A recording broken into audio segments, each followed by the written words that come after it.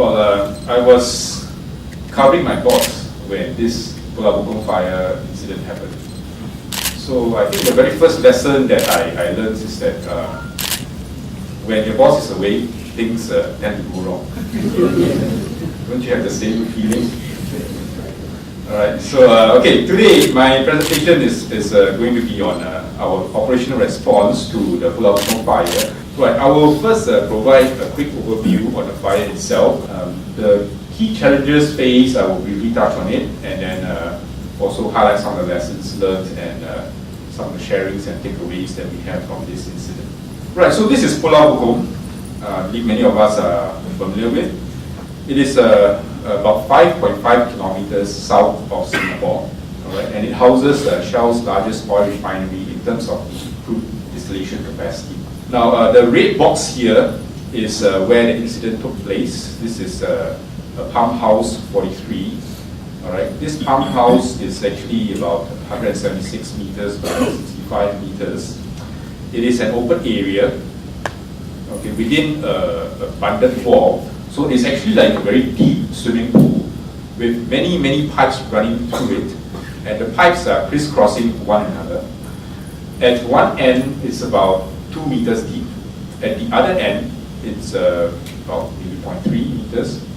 All right, and above it, you have actually the metal catwalk structures that allows for human access into the pit. Right, so this fire actually took us 32 hours. It started on 28th September 2011 in the afternoon. There was a very quick build-up of the fire with very thick swirling black smoke. It suddenly occurred, and there were explosions, of course. Okay, and we see this huge fireball going up into the sky. Just about a few minutes before this happened, there were warning signs. Okay, we can hear pressure relief valves going off. So then we gave orders for all the responders to retreat, okay, from the pump house itself, so that we maintain a safe distance. So that was day one. On day two, all right, throughout the night we tackled the fire. There was only one spot in the middle of the pump house that was left in the morning of day two. Just before noon, again we had another escalation. Okay, this time round, very quickly, the fire from the middle of the pump house, in I think about 5 to 6 seconds, it quickly flashed across to the left and right of the pump house, and we see this happening again, thick black smoke coming out, and fireballs, explosions coming out. So same thing, we had to retreat, make everyone retreat from the pump house again, okay, for their safety. All right, and after that, the fire developed at 3 spots at the west, middle, and the east side of the pump house. And then we continued with the firefighting. Okay, so 32 hours later, with lots of application of foam, all right, and lots of containment and protection of the facilities around, we managed to extinguish the fire. Okay, so this is the condition. You see, this is actually the west end of the pump house. The large flanges that were on fire were actually covered with foam. I'll move on to touch on some of the challenges. Okay, Pulau Bukom, we all know, is an offshore island. Accessibility is one issue that we really have to face. We have to insert our responders and our appliances in via sea, because that's the only mode of transport available to us to get our forces there. For transport of personnel over to Bukom, we can do it via ferries, which takes about 20 minutes, okay, or fast crafts. That day, we had those fast crafts put on standby for us to use by Shell. That would take about maybe 10 to 15 minutes. And for transport of appliances over there, it has to be done via barges. The pump house itself was also a complex terrain that we have to work with. At that time, because there were so many pipelines running through the pump house, there were many flanges, there were many connections that were breached by the fire. So we had different types of fire going on. We had pool fires, we had pressurized gas fires and pressurized liquid fires. We have flowing liquid fires from the flanges. The surrounding of the pump house also had several risks areas that we had to protect. Okay, one of which is the substation. Of course, there were many other tanks.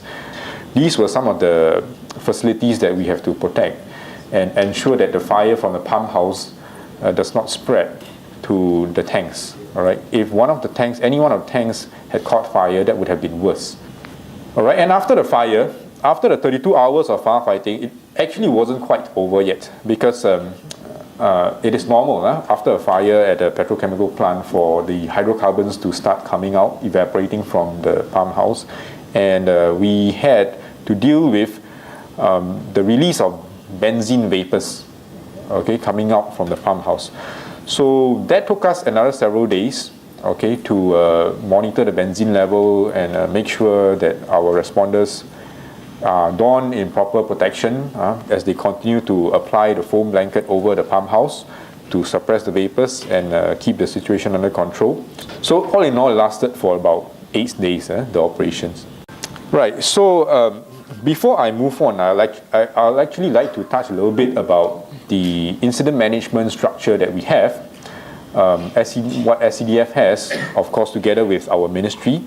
So we have this under the Ministry of Home Affairs. We have a framework called this Homefront Crisis Management System to manage our peacetime crisis.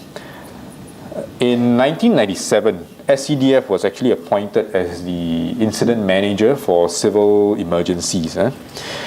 So within this Homefront Crisis Management framework, we have the incident manager reporting to the HCEG, the Homefront Crisis Executive Group. The incident manager is responsible to organize and direct a whole of government response to mitigate any crisis. And of course, to support the incident manager, we have this joint planning staff. It actually comprises representatives from the various related agencies. So the whole of government activation and incident response would actually originate from our SCDF Operations Center. It is located at our HQ. When we receive a 995 call, our Ops Center will trigger a response and activation and dispatch our appliances to the site. For major incidents like the Bukom fire, the joint planning staff will also be activated. Response system is actually based on a scalable concept in 3 phases. The very first phase is actually involves a predetermined package of appliances that will be activated to the site. In the second phase, we actually have the enhanced response.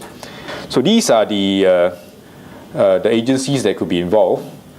It's a whole list of them. Right, under the OPCE plan, these are some of the scenarios that we deal with. Structural collapse of buildings, air crash, hazmat incidents, acts of terrorism as well. Of course, for acts of terrorism, we will also involve police, who is also a major player in terms of the management of the crisis.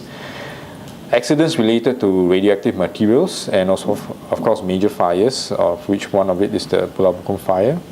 Right, so for the response itself, we adopted a multi-pronged firefighting strategy.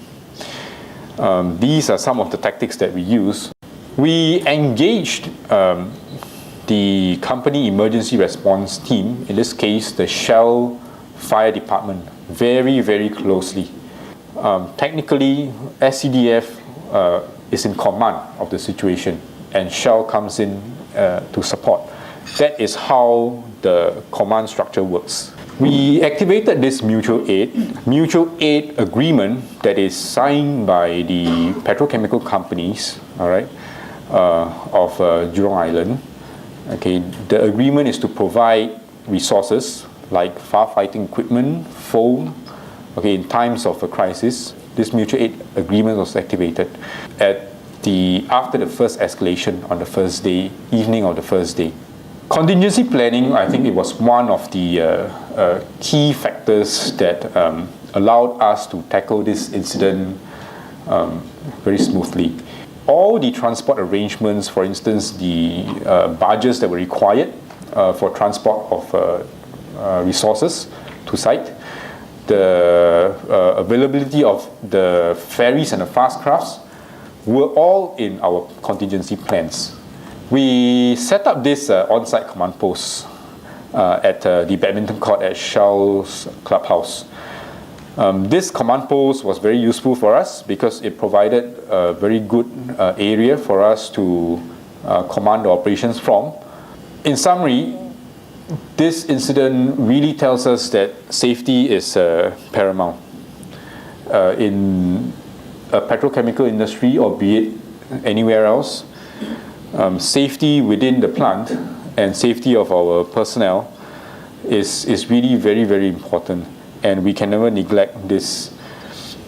The in-house response plans and a trained and competent CERT were also the other factors that contributed to, I think, the success of these operations. That is all I have. Thank you.